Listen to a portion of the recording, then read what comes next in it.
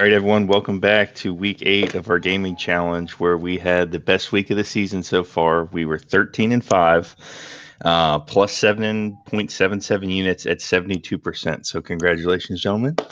Nice bounce back week. Coming off our worst week we've ever had in the pod, so we kind of needed it. Added a couple extra picks, but if we kind of go over to the totals here, Jamie is our leader, heading into week 8 at 25-22. I'm 22-22 in second place, and then Stone is in 15-21. But Stone almost had an undefeated week last week, so I'll pass it over to Jamie for any opening remarks. Bounce back week, but my boys couldn't do it. Jaden got hurt. That always hurts internally, but for our fans, most important thing is we had a big week, and we're going to continue that momentum. On a personal side, I still cannot get over the player prop hump. So I'm, trying again this week, but so far, game picks has been my game. Yeah, we're in the negatives in the player props, but we have dominated those the last 2 years, so kind of a regression to the mean. Stone, you're getting hot, maybe getting hot at the right time, heading into holiday season. What's going on over I there? mean, I've had one good week, so hopefully, I mean, this if I do good this week, I'll say I'm getting hot. But yeah, I'm ready to keep going, ready to win some more. Going from not winning a single one to only losing one, it feels good. So hopefully, I can continue that trend. All right, so I'll just take us straight into the picks here. We'll do the game side first. For the game, it'll be me with 3 picks, Jamie with 5 picks. I edged you by zero point 0.2 units. With a 2-0, you had a 3-1, and then Stone will get 2 picks um, and then in the third slot. So I'm going to get us started. I'm going to take this team. It's really a fate of the other team. I'm going to take San Francisco plus 1.5, and that's at minus 110. There are 12 games, lots of buys. I'm expecting some snipes this week, but only 12 games. Out of the 12 games, 8 of them are a touchdown or higher. So they're saying, Vegas is saying non-competitive games. This is the closest spread. I think the Texans aren't that good, and now Nico Collins isn't playing. They're going to have their number one touchdown getter right now, is other than the running back, is Dalton Schultz, and I just think that the 49ers are going to I think they're going to win the game. I'm going to sprinkle money line, but plus 1.5 for the pod. It's a kind of a snipe. Now the question here is, can you do the money line since you took the spread? What's the pod feel about that? I'm going to have to leave that up to Stone. All He'll right, be the what? tiebreaker here. Let me circle back to it. Stone, don't take the pick. I'll pick You something have else. 5 picks. If you Yeah, so we could probably. I don't feel I'm bad we'll cool with about circle. it. it. I don't feel I'll bad about it circle either back to because it. you can still lose it. Do your Yeah. other Well, one. yeah. Yeah. Let's do the others first. I'm gonna take Green Bay and Pittsburgh the over 45.5, and that's at minus 115. Pittsburgh's looks surprisingly washed. They can put up some points. Green Bay can put up some points. So All right. Like it. Put it on the board. None of my picks have been sniped, so either they're bad picks or it's just I'm getting lucky. But I'm gonna take Buffalo -7 and minus 112 against Carolina. Um, Carolina's 4-3, but I don't think they're actually that good. And Andy Dalton's gonna be playing. I don't know if he's actually better or not than Bryce Young, but I like Buffalo having a bounce back week after getting embarrassed by the Falcons and coming off a bye. Yeah, I like that. One of those games that worry, worry Vegas about is that saying game. blowout. I mean, 8 out of 12 games by a touchdown is, I don't know. It feels like it might be the worst week of the season. Um, okay, I'm going to take a +7 here. And I know that there's rumblings that Lamar might play. They're going to go to Huntley, all this stuff, but they still give up 40 points a game. And I'm going to take the Chicago Bears +7, keep it in that 1 touchdown range. That's at minus 110. Um, they've been hot recently. They've scored some points. They've won some games. And I'm just not a believer in Baltimore right now, even though I got them on the futures. I was looking at my futures. I think I'm going to be going 0 for 8 on the futures, but we won't worry too much about that right now. That's what I got. Chicago +7. To talk about the I'll futures, just like just to touch on that real quick, I'm gonna go 0 and 4 on the player ones because they're all injured, and then Travion Henderson's like a joke. So Oh, yeah. I mean, I have Derrick Henry, and he has started off poo-poo. He would have to go ballistic. I I also went in. had who's the running back from Tampa Bay, Bucky Irving, who's been injured. So mine's not looking too good either. Yeah, I went in there this week to check and make sure I didn't need to add any extra wins to anybody. That maybe we hit an early one through 8 weeks, and it looks atrocious. yeah, I have Mike Evans. That's done. I have, I think, Omarion Hampton. He could still get that, but Yeah. So getting back to picks here, I'm gonna go head up. The Vegas thinks Lamar's playing. This isn't a Yeah. Tyler Huntley line, Mm-hmm. and you said Ravens give up 40. I mean, Commanders' defense is equally bad, and Bears only put up 25 points. That's true. And you know what the Bears' biggest weakness is? Their rushing defense. I expect Derrick Henry to get fed. They shouldn't have to rely on Lamar that much, but I'll take the 7 points. And that's at -110. Okay. I don't want to. Let me just say something here. Get the stats out. Get the stats Let out. me get it's not a stat out. It's like now that we've been doing it so long, I just see outcomes that would be just abysmal for us. If this game ends by 7 and we have 2 pushes on a head-to-head, I would rather there be a hook in there. So there's 1 win, 1 loss. But this is gonna. Someone's gonna. I mean, Baltimore's gonna win by 7. Pushes don't hurt as much as a loss. Like, yeah, true. I just think that that would be. I don't. Be the worst outcome. I'll throw you another stat out there. The Bears defense is generating turnovers on 23.5% of the overall plays, which is absurd. They're averaging 3 a game. They just cannot keep that up, and there has to be a regression to the mean. So I don't throw some more out there. All right, we'll leave that behind. We'll circle back and watch that when it. I'm actually going to bet that. I'm going to bet that Baltimore wins by exactly 7. It's probably a crazy, probably like plus 1,000 or something. Exact score. Yeah, exact score, or exact spread, or what? Anyway, all right. Sorry, Sam. Go ahead. You're up next. All right. I bet against this team last week, but that's because they were on the road, and their home road splits are actually crazy this season. But they're playing an absolutely awful team, terrible vibes. So I'm gonna take Falcons -7.5 against the Dolphins at -115. It's more of a bet against the Dolphins than a bet for the Falcons, but the Falcons have been pretty solid at home. They beat the Bills at home, and I think coming off that loss, I think they can do it against a terrible Dolphins team. Any concerns about maybe Kirk Cousins playing back there, QB? No. The Dolphins are absolutely awful. They just got boat raced by the Browns. Mm-hmm. Tua looks terrible. Not only does he look terrible, but I just don't know I don't know how they keep the wheels on. I just don't. Every week I watch him, I'm like, how does this not end with like before they get on the plane, everybody's fired, Tua's benched, and Quinn Ewers is in there and see if he sucks so they can get a quarter. Like I don't know how it ends up any other way at this point. Yeah, vibes are bad. Vibes are bad. Okay, I have 2 overs here, and I'll take the lower number just to try to play it safe, but that gives me 2 on the same game. I'm going to take Chicago, Baltimore over 49.5. That's at -118, so a little chalky there. Looks like the line's about to move. Yeah, I think Baltimore gives up a bunch of points. The line is telling me they're expecting Lamar to play, like Jamie said, and yeah, I just want this thing to get a little bit unhinged. These teams are kind of treading in a direction where they probably need to win a game like this to put themselves in position or back in position to be competitive for the playoffs. So I'm expecting them to go gloves off and keep it close, score over 50, get that +7.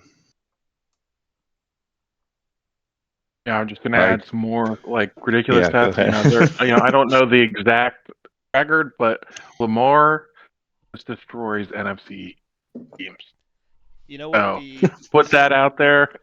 it'd be an absolutely terrible score. 28-21 Baltimore wins, and that's 49 points. Absolutely terrible exact score to hit if you're thinking of putting that in, because you would There push you go, both Connor. and you would lose by the hook. I'm gonna put that in. I'm gonna put in Baltimore wins by exactly 7. I'm gonna put a little nugget on it, a little $5 nugget, and I'll leave it sit. And if that happens, There you go. we'll celebrate That'd because be we'll some good be numbers there for rich. exact. Yeah. All right, Jamie, this is where you can really put up some serious wins on us. You got 3 picks all by yourself here. Yeah, so I liked Stone's pick, except I like the points for Atlanta. So I'm taking Atlanta over 26.5. And that's at -120. I mean, we talked about Miami's a terrible team. They're playing at home. Even if Kirk Cousins plays, I expect Atlanta to easily win. So this is less than 4 touchdowns, then I think they can do that. You're not concerned that the game would be on the line and they would have the best player in the league, and then they would just decide right when he's about to hit his line that we had on the parlay that they don't want to play him on with the game on the line? Are you Yeah, you're worried about right. that?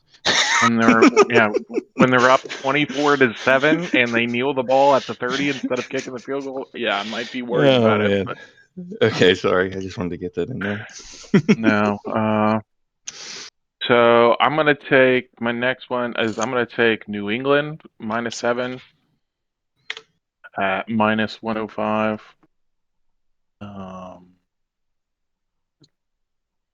I had some notes for this game, but I seem to have lost them. I don't know. They've been playing good lately. They're playing the Browns. The Browns, yep. New England has one of the best rush defenses. The Browns' whole offense is Quinshon Judkins. If he doesn't score, they're playing from behind. I don't have any faith in Dylan Gabriel to cover that spread. Yeah. Like when you pick him on the touchdown parlay a week before he gets 3 touchdowns. Yeah. That kind of game. That kind of carrying the team. All right. Enough about me. Go ahead. And then the final one, I won't do the 49ers money line because none of my picks got sniped. So I'm going to go with the San Francisco Houston under, and that's at 42.5 at -110. Houston's offense is terrible. I feel like the 49ers are playing well, even with, tons of injuries, which might hamper their offense. So, just keeping it low. I hit the first total under of the season last week. So we're 1-0 as a pod on the season for unders. Not a lot of unders on the board for totals. So, all right, sweet. That will take us to the game side. And this is where we'll have Stone grabbed his extra pick of the week, which will be on the player side. He'll go first, and then Jamie, and then myself. So, whenever you're ready. All right, going back to the Falcons game, I'm going to take Bijan's total over all-purpose yards. It's a huge number at 128, but it's the Dolphins. I think they're the worst rush defense in the league, and that's at -112. Is it 127.5 or is it 128.5? Okay. 128 total on half. Yep. 112. All right. I didn't know if it was like a 127 plus. No reservations about losing this exact line last week? No, that's exactly why I'm going with it. Can't lose. He should have hit this. He should have hit that. Yeah. I mean, you lost it last week, so it's my turn to lose it this week, right? Or are you just stealing winning picks from me? It seems like I'm a week behind on everything. True. Judkins. Yeah. All right, Jamie. I am going to go with this. Is going to be a little weird one, but I want to mix it up a little bit because I have not won 2 in a row. So I want to take Rico Dowdle over first quarter. That's 11.5 rushing yards in the first quarter at -121. When you're talking about Bills having a bounce back game, they have literally one of the worst rushing defense, and we talked about Bijan exploiting that the other week. I think the Panthers do the exact same thing. You're gonna break Connor's spreadsheet. He needs to add a new category for first Yeah. quarter rushing yards. First quarter. I was gonna say this is the first time we've ever had anything Yeah. like this. I'm gonna have to add a whole new index into the damn. I've been floating these out there. I think it started whenever they put Carson Wentz in the game with the Justin Jefferson. He seems to always get at least 2 catches and 10 yards in the first quarter. So I love this. I love this one here. I'm going to be playing this. It just is unfortunately going to cost me about 30 minutes of spreadsheet math to put it all together here. Okay. So I'm going to just say I'm very surprised. We sort of did this last year, but we didn't know it. So I put it in my calendar. Today it's National Tight Ends weekend this weekend. We've made it almost all the way through and no one said that or picked a tight end. I don't have a tight end. I want to get out ahead of that. But just surprising. I thought that there's going to be some serious tight end pickage going on here. So I went in a different direction. I'm going to take RJ Harvey over. This is rushing and receiving as well. I thought the number was low for playing Dallas. It's 35.5. That's at minus 116. He is a backup, but they put him in there a lot. He catches a couple passes, gets a couple runs, and 35.5 against that defense, I don't think is asking for too much. Yeah, That's kind that's of what I like got on that. that could be like a one play line too with him. Explosive Yeah, arm. he's explosive. In fact, when I saw it, I went and I every time I've looked at it on my notes, I'm like, I'm going to go back and just double check. It just seems crazy low, but I'll pass it back over to Stone for his All right, sticking with the same second pick. game. We love picking against Dallas's defense. I'm gonna take Mm-hmm. Sutton's line at 61.5 receiving at minus 111. The Dallas our offense is good, and their defense is terrible. So that means it's gonna be Denver's gonna have to be throwing the ball to keep up. And I like this line. Hopefully he doesn't get it in the fourth quarter, like the last game. All right. Yeah, 35.5 right, 61.5 right, and we are a pod that loves to fade the Dallas defense until Jaden gets injured, and then we lose. I only remember the losses. I don't remember the wins. All right, Jamie. So I will go with some tight ends now for my second pick. I'm going to go with Dalton Schultz over 46.5, and that's at minus 113. These receiving yards. Nico Collins is out with a concussion. Again, the offense is not that great. I expect them a lot of check downs, get some yardage. He had a great game last week. He's been kind of building up. A guy I'd like to keep my eye on. Okay, I'm going to do it again because I'm torn. And I'm going to go back to a guy played at Maryland, like him a lot. Coming back to Maryland, his receiving numbers are still really low. He even said something to the press this week about him not producing and stuff. No, we're using the rumor mill now. Oh God.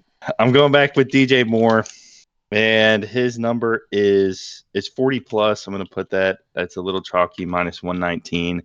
His I think his full line was either 40.5 or 39.5, but on the slider bar was 40 plus at minus 119. He's averaging 43 a game. I don't think Baltimore's. I mean, we know they're the 31st pass defense in the league. I expect him to come back to Maryland and have a little bit of a get right game against Baltimore. I'm going to take the 40 plus. And then I will pass it back to Stone for his final pick. I mean, I had some tight end lines on the board, but I didn't love them, so I'm gonna go with a guy who I've loved all season, but haven't put him on the pod yet. I think it took a touchdown line, but I'm gonna go with Igbuka over 76.5 receiving at minus 113. Mike Evans just went down, and he's like the only guy left. I don't think Godwin's playing this week, so I think he's gonna have a good game. What was the number on that? 76.5. Minus 113. Last man standing over there. Yeah, Tez Johnson has been playing pretty good though too. I feel like his number has been pretty low, but yeah, I feel like I've had Ibuka the last couple of weeks on my own personal card, and then I'm like, he throws. They all look the same. It sounds terrible, but all their wide receivers, I'm like, who is that? But yeah. All right. Let's pivot us over to the touchdown parlay, which we hit for the first time last week. We had Tyler Warren, Stevenson, Adams. Adams had 3. Warren had 1. Stevenson had 1. And that is going to put us for the total at plus 1.98 units for the touchdown parlay. So I feel really good about that. For this one, I think we'll do the same order as last time: Jamie, Stone, and then myself. Oh, no. And try to keep I that can't go rhythm. first. Okay, we'll go Okay. Stone, me, and then we'll go to Jamie at the end. All right, I will pick a tight end for this. I'm going to take Kittle at plus 165. No shit. All right, got it. Kind of underwhelming game for him last week. He's gonna Not a lot of bounce back. receptions. He was setting All it right. all up for tight ends week. Love that. They made some fake running backs week nobody knew about until Sunday, Monday Night Football last week Yeah. too. So, okay, I'm That gonna was go super with a. lame. What's up? That was super lame. Oh, that was super lame. All right, I'm gonna go with a guy I've been betting every single week, and he only recently started getting touchdowns, and the number has deflated. But I'm going to take Isaiah Pacheco against the terrible Washington defense to score a touchdown. That's at plus 180. It's been in recent weeks a lot actually bigger than that, than the 200s, sometimes 300s. And that's because at the goal line, they've been giving it to Kareem Hunt, but Kareem Hunt does not seem healthy. So I'm going to, they're expecting this game to be a blowout. Pacheco gets in the end zone. Boom. Yeah, so I'm not even gonna lie. I had Tyler Warren, and I totally forgot we picked him last week. That's why I had to be skipped. That's okay.